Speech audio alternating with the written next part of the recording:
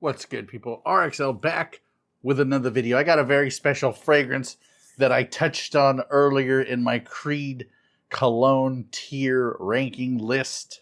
But first I'm going to do something I don't normally do, and that's address the comments of some of these haters. It is what it is. When you put yourself on YouTube and you reach the insane subscriber count that I have, you're going to get some haters. And one of the ridiculous things that these haters are saying is that I stole Gent Scent's set. There's even a vicious rumor floating around that I bought it at Gent Scent's yard sale. Listen, people, this is not Gent Scent's old set.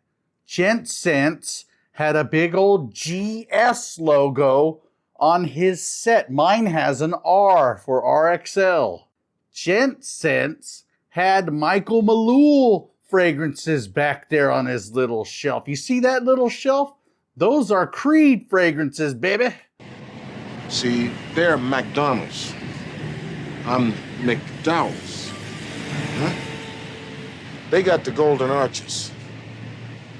Mine is the golden arcs.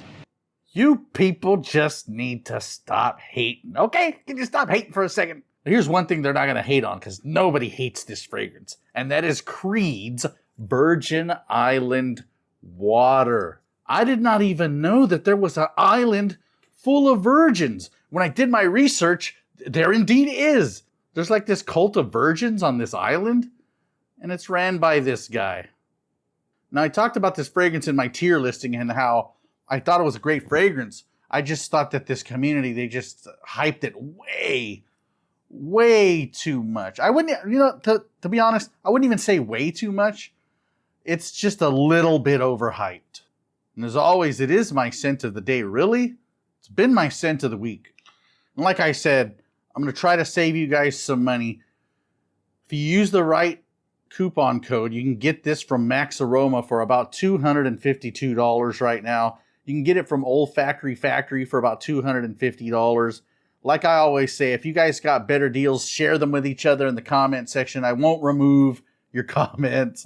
I'm not trying to make any money here. But right off the rip, what you get in the opening of this fragrance, for the first hour, it lives up to every bit of hype. And I mean every bit of hype. If you've seen reviews on this, it's amazing. It's a 10 out of 10. In that first hour, you're going to agree with them. Gorgeous lime note. Lime is hard to pull off in fragrances. Sometimes it comes out a bit bitter. Sometimes it's rindy. This is just the perfect note of lime.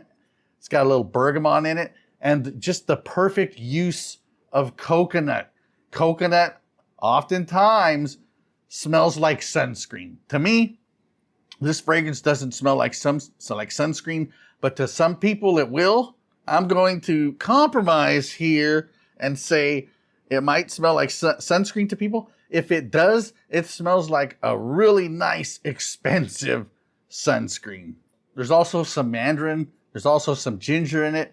And there's some florals in it. The florals really don't come out like florals. They come out, it's almost like they're so soft and they're so subtle.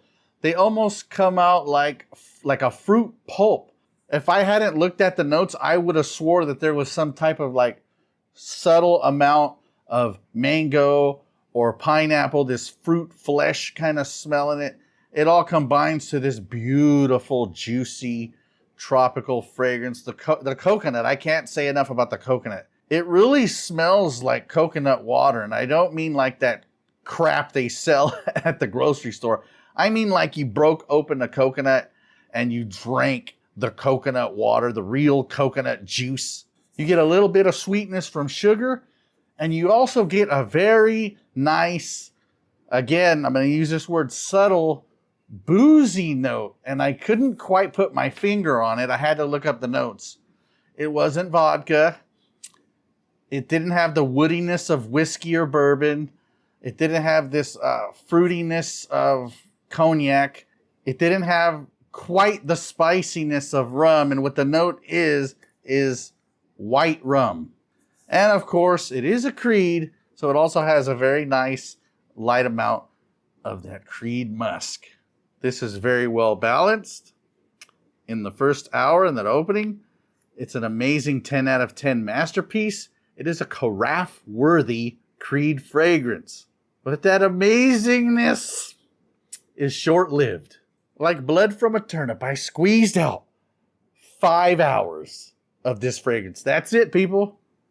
5 hours if you're lucky. And I'd say about 3 hours was amazing, and the rest are kind of, slowly fading out.